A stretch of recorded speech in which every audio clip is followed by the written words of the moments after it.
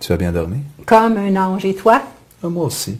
Tu as fait tes formulations ce matin comme Daniel l'a expliqué? Qu'est-ce que tu crois? Depuis le début de ces comprimés du bonheur, je me fais un devoir religieux d'appliquer ce qu'il enseigne et je me sens tellement mieux.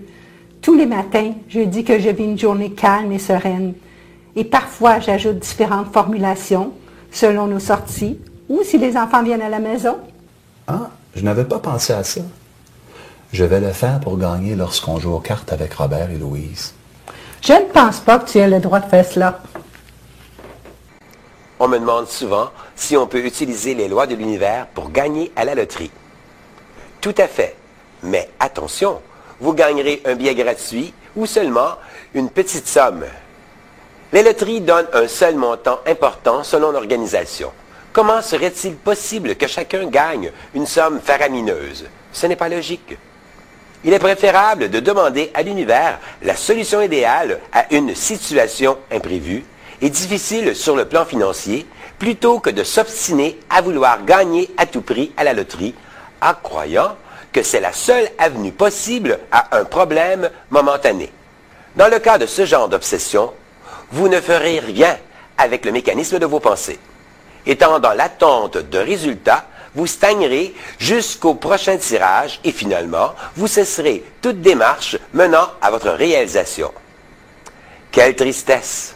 Souvenez-vous de la loi de la fixation, synonyme d'obsession, et que vous ne pouvez faire que 3 fois la même demande par jour, justement afin d'éviter l'obsession.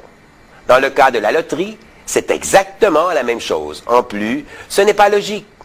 On peut faire des formulations pour se faire un petit plaisir, et ça marche. Mais il ne faut pas être dans l'attente d'un gain considérable.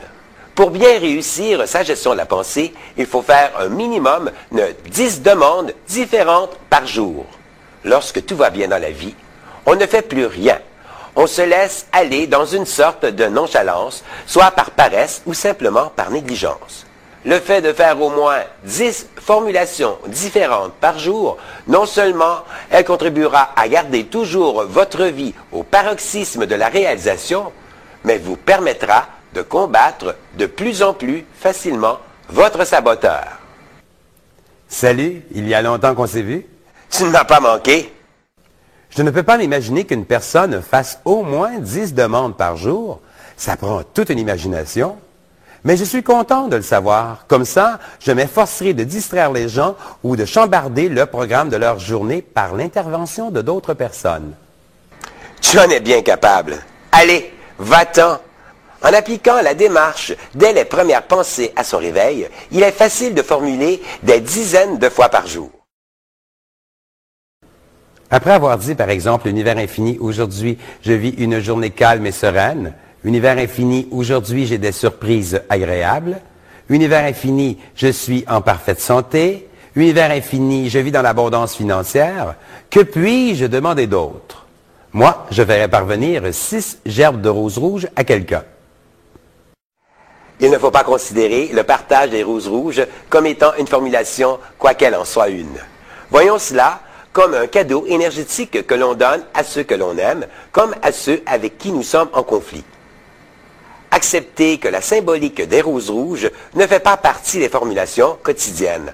Enlève toute possibilité aux saboteurs de limiter vos formulations. Plus vous développerez la gymnastique de l'esprit conscient, plus il deviendra puissant et performant. À chacun de vous, j'offre une magnifique gerbe de roses rouges. Ciao!